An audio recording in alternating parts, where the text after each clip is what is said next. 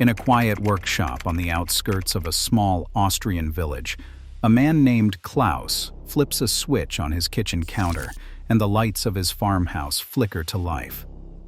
The coffee maker hums. The refrigerator purrs.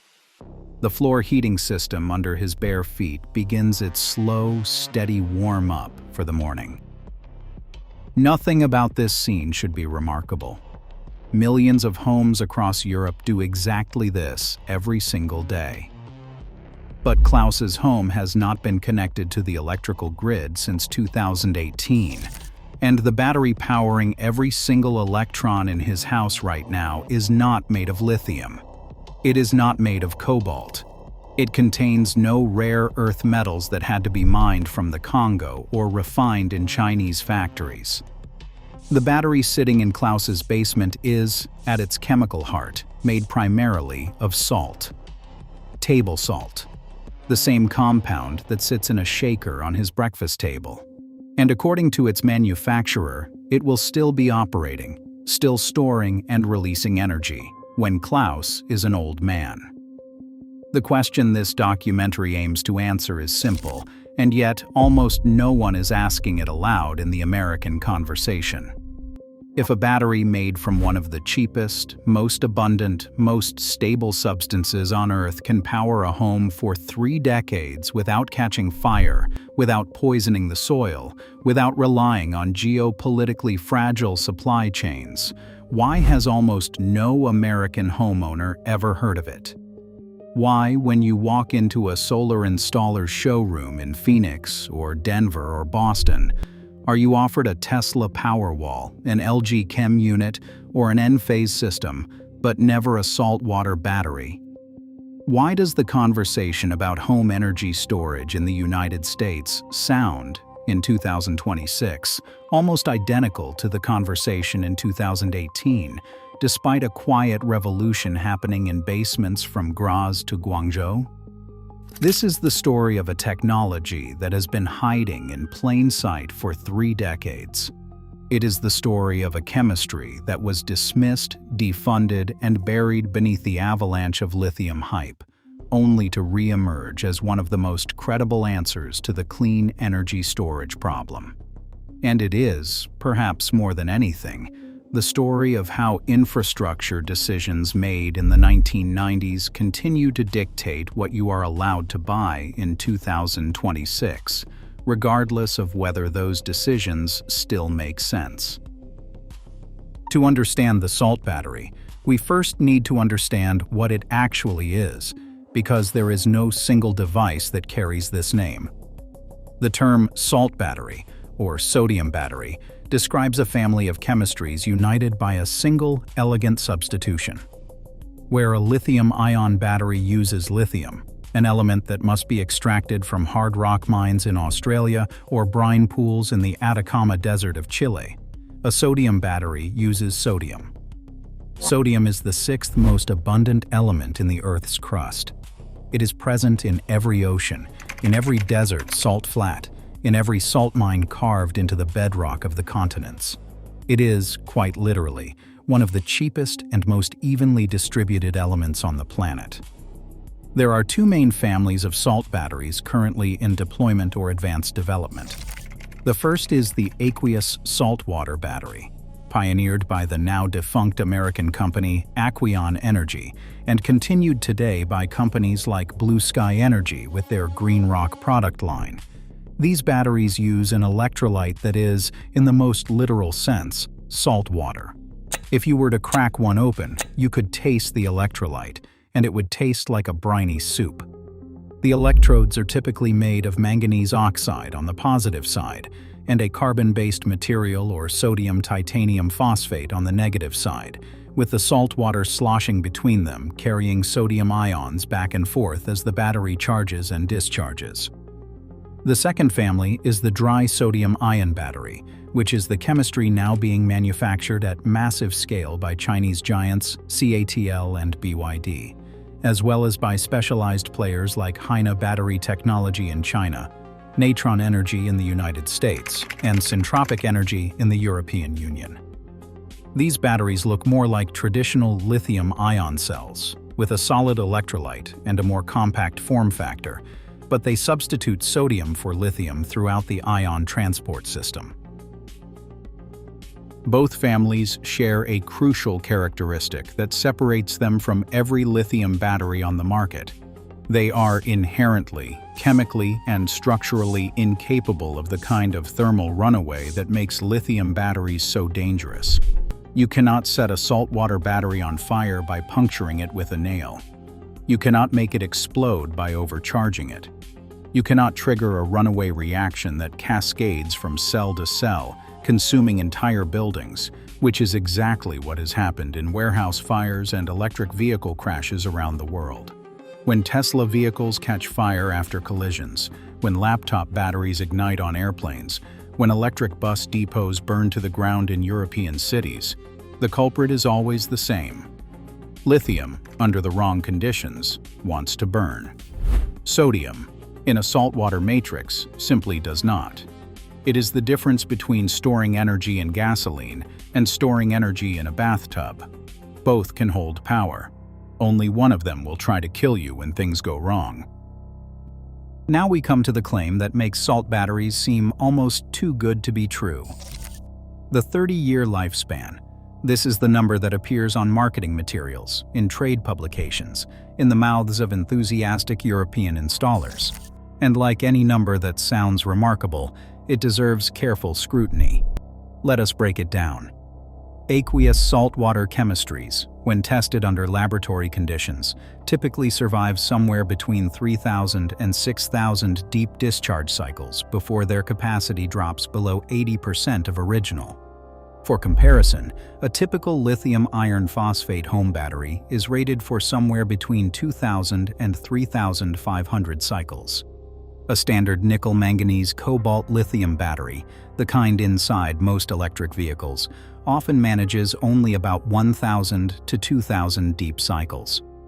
If you use your home battery once per day, which is roughly what a solar-coupled residential system does, 3,000 cycles translates to about 10 years. 6,000 cycles gets you to 16 years. BlueSky Energy, the Austrian company manufacturing the Greenrock saltwater battery, takes the claim further.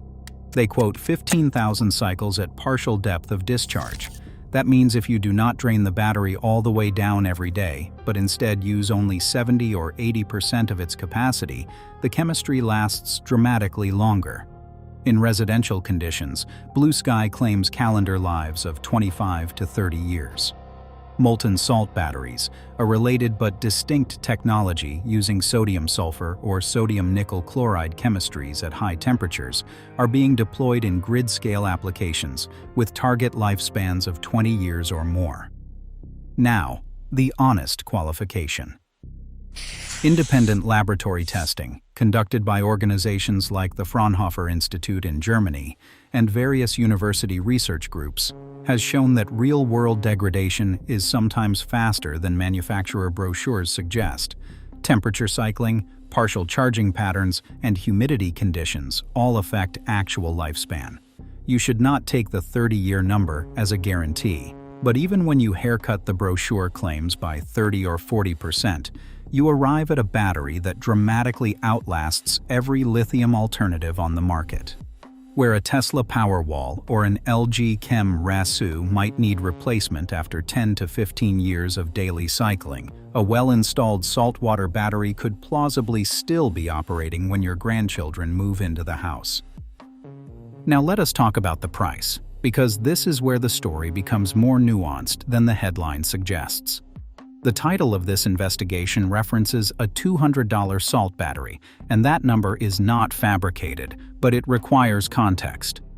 At the cell level, the raw materials for sodium-ion batteries cost approximately $59 per kilowatt-hour as of 2025. For comparison, the raw materials for lithium iron phosphate cells, the cheapest variant of lithium battery, cost approximately $52 per kilowatt-hour. So at this exact moment in history, lithium iron phosphate is still slightly cheaper at the material level. But here is the trend line that matters.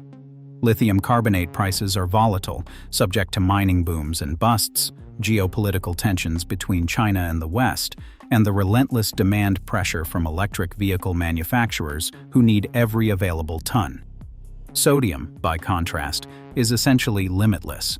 It costs pennies per ton compared to lithium carbonate, which has traded anywhere from $7,000 to $80,000 per ton over the past 5 years, depending on market conditions.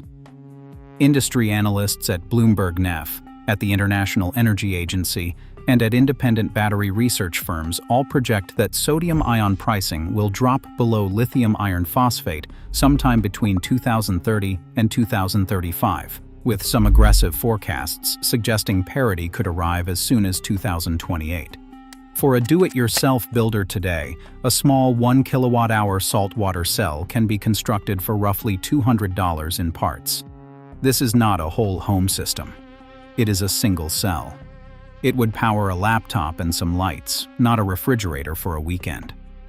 Full residential saltwater systems, sized at 5 to 10 kilowatt-hours of usable capacity, currently retail in Europe for somewhere between $4,000 and $8,000 installed, not counting the inverter and balance of system equipment. So the $200 headline is real, but it represents the building block, not the finished product. The true economic story of salt batteries is the per kilowatt-hour trajectory, the 30-year amortization horizon, and the elimination of the replacement cycle that haunts lithium owners. If you buy a Tesla Powerwall today for $11,000 and expect to replace it in 12 years, you need to budget for 2 of them over the next 2.5 decades. If you buy a saltwater system for $7,000 and it lasts 30 years, the math bends decisively in favor of salt, even if the sticker price today is roughly equivalent. And yet, despite these advantages, despite the safety profile, despite the longevity, despite the supply chain resilience, the salt battery remains functionally invisible to the American homeowner. Walk into any solar installer's office in the United States today and ask about a saltwater battery. Watch the installer's face. In most cases, you will see genuine confusion, followed by a polite redirect toward the Tesla Powerwall or the Enphase IQ system. This is not a conspiracy. It is something more mundane and in some ways more difficult to overcome. It is the accumulated weight of 30 years of infrastructure, training, regulation, insurance practice, and marketing budgets. Let us take these obstacles one by one because they explain why the answer to why it is hidden is not dramatic sabotage, but rather a slow, grinding inertia that technology always faces when trying to displace an entrenched incumbent. First, there is the energy density problem. Sodium atoms are larger and heavier than lithium atoms. A sodium-ion battery, in its current form, stores approximately 140 to 175 watt-hours of energy per kilogram of battery. A lithium iron phosphate battery stores around 205 watt-hours per kilogram. A top-tier nickel-manganese cobalt lithium battery for an electric vehicle can exceed 300 watt-hours per kilogram. This density gap is fatal for some applications and irrelevant for others. For an electric vehicle, where every kilogram of battery reduces range and increases cost, sodium batteries are currently uncompetitive. You cannot sell a sedan that weighs 200 kilograms more than its lithium competitor and drives the same distance. This is why you will not see sodium batteries in Teslas, BMWs, or Rivians anytime soon. But for a stationary home battery, which sits in a basement or garage and never moves, the density penalty is almost meaningless. Your basement does not care whether the battery weighs 200 kilograms or 400. It only cares whether the battery fits through the doorway and sits on a structurally sound floor. This is the fundamental insight that the salt battery industry has been trying to communicate for a decade. The worst property of sodium chemistry, its weight, does not matter for the application where it is most needed. Second, there is the head start problem. The lithium-ion battery was commercialized by Sony in 1991 for the consumer electronics market. 35 years of continuous investment, manufacturing optimization, and supply chain development have driven lithium battery prices down by roughly 97% during that period. Entire factories, mining operations, refining facilities, recycling networks, and chemical supply chains have been built around lithium. Government incentives in the United States, from the Inflation Reduction Act to state-level renewable energy credits, are written in ways that implicitly or explicitly favor lithium chemistries, because those are the products currently on the market. Sodium-ion is trying to enter this ecosystem after the foundation has been poured and the walls have been built. It is not that sodium is worse. It is that lithium is there and sodium is not. Third, there is the manufacturing geography problem. China dominates the sodium-ion manufacturing landscape in ways that make Western adoption politically and economically complicated. CATL, the world's largest battery manufacturer, has opened its first commercial sodium-ion production lines in Ningde. BYD, the Chinese electric vehicle giant, is building out sodium-ion capacity. HiNa Battery Technology, also Chinese, has been producing sodium-ion cells since 2018. Western attempts to build domestic sodium-ion manufacturing have largely failed or stalled. Aquion Energy, the American pioneer of saltwater batteries, declared bankruptcy in 2017 after years of promising demonstrations and installations, unable to scale economically against cheap lithium imports. Natron Energy, another American sodium-ion hopeful, shut down operations in September of 2025, citing funding difficulties and market conditions. These high-profile failures have spooked investors and created a narrative that sodium is a troubled technology, even though Chinese manufacturers are scaling successfully while their Western counterparts have faltered.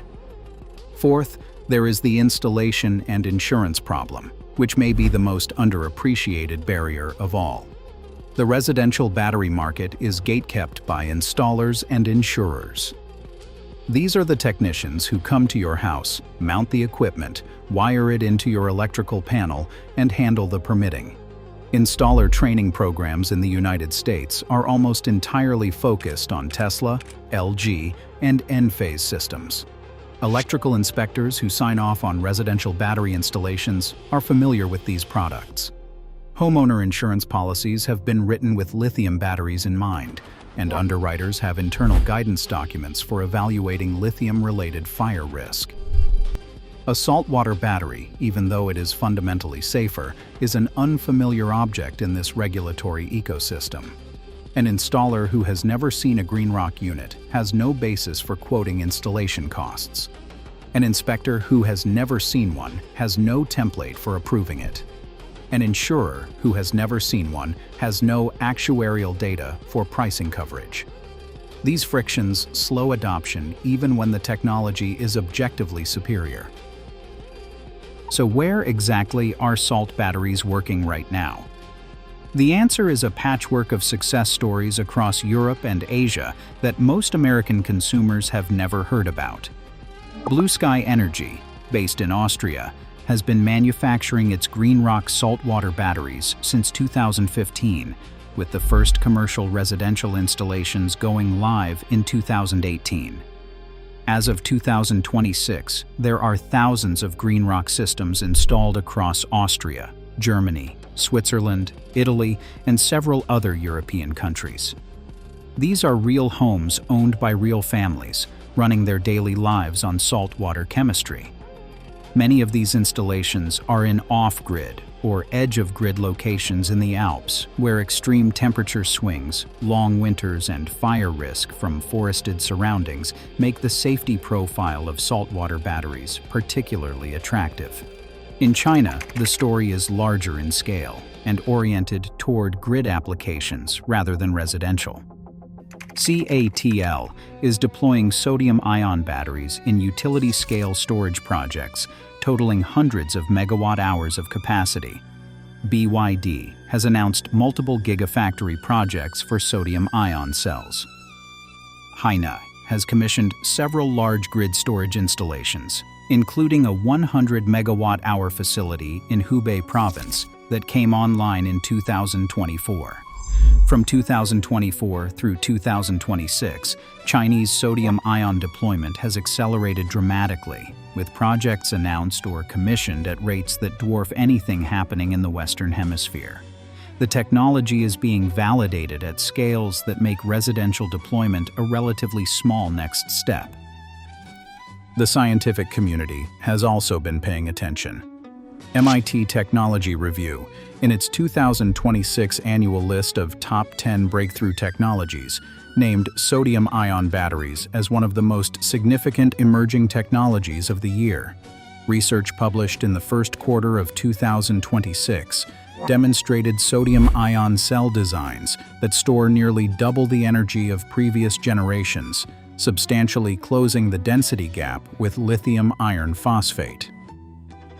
Even more remarkably, one research paper from 2026 by a consortium of Chinese and Australian universities demonstrated sodium-ion cells that simultaneously desalinate seawater as they cycle, effectively turning the battery into a dual-purpose device that produces fresh water and stores electricity at the same time. This kind of innovation, solving two major global problems with a single device, is the sort of breakthrough that, in a rational world, would dominate news cycles. Instead, it received modest coverage in specialized trade publications and was largely absent from mainstream American media. So what does all of this mean for you, the homeowner watching this documentary, and wondering whether you should consider a salt battery for your own house? The honest answer depends on your circumstances. Salt batteries today are a good fit for a specific subset of buyers. If you are an off-grid homeowner in a remote location where grid connection is impossible or prohibitively expensive, saltwater batteries are worth serious consideration.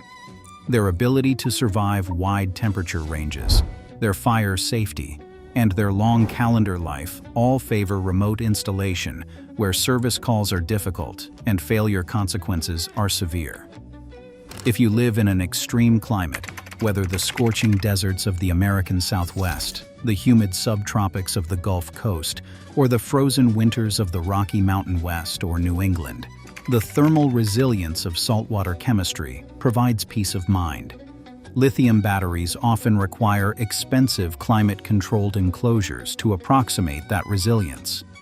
If you have a specific fear of fire, perhaps because you live in a wildfire-prone region like California, Colorado, or Oregon, or because you have experienced a house fire in your past, the inherent non-flammability of salt batteries offers a genuine and meaningful advantage that no amount of lithium engineering can match.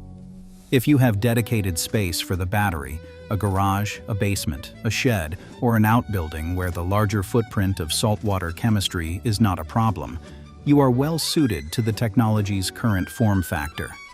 And if you are planning to stay in your home for 15 years or longer, the economic case for a 30-year battery becomes substantially more compelling than for a shorter-term resident who would not capture the full life cycle value. Conversely, salt batteries are probably not the right choice for you today if you need maximum energy storage in a small closet, if you want a plug-and-play installation that qualifies for every available utility rebate, or if you want the reassurance of buying a product you have seen advertised during the Super Bowl. The ecosystem around salt batteries is still maturing. In the United States and much of the European Union, residential retail availability of sodium-ion products is still sparse. The window to watch is from 2026 to 2028, when several major manufacturers have announced plans to launch residential products in Western markets. By the end of this decade, the landscape of options available to American homeowners will likely look dramatically different than it does today. Now we return to the question that opened this investigation. Why is this technology hidden? The answer, after walking through the evidence, is that there is no grand conspiracy. There is no secret room where oil executives and lithium magnates are plotting to suppress salt batteries. That framing, while emotionally satisfying, misses what is actually happening. The real answer is more mundane and in some ways more difficult to confront. Salt batteries are buried under 30 years of lithium infrastructure momentum.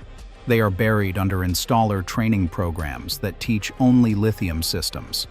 They are buried under insurance underwriting practices that understand only lithium fire risks. They are buried under government incentive structures that were written for the products that existed at the time, not for the products that will exist in the future. They are buried under the marketing budgets of companies like Tesla and LG, which can afford Super Bowl advertisements and celebrity endorsements, while BlueSky Energy and HiNa battery technology communicate primarily through trade publications and technical conferences. They are buried under the accumulated weight of 3 decades of institutional decisions, each of which made local sense at the time, but which collectively form a barrier that innovative chemistries must overcome. 1 permit, 1 installer training session, 1 insurance policy at a time. None of this means that salt batteries will remain hidden forever. Quite the opposite. The trajectory of the technology, from Aquion's early demonstrations in the early 2010s through BlueSky's European residential deployments in the late 2010s and early 2020s, through CATL and BYD's massive manufacturing scale up in the mid-2020s, to the anticipated Western retail launches in the late 2020s, describes a technology that is slowly but decisively breaking through its barriers. The question is not whether salt batteries will eventually be common. The question is how quickly, and whether American homeowners will be early participants in that transition, or late arrivals trying to catch up to the rest of the world. Salt remains, as it has for all of human history, cheap, safe, and infinitely abundant on every continent. Every ocean contains enough sodium to power the entire global electrical grid many times over. Every salt mine, from the ancient workings of Hallstatt in Austria to the modern operations in Louisiana and Utah, sits atop raw material that could, with the right chemistry and the right manufacturing infrastructure, become the storage backbone of the post-fossil fuel economy. The battery sitting in the basement of a typical American home in 2035 will almost certainly not be the same chemistry as the battery sold by solar installers in 2026.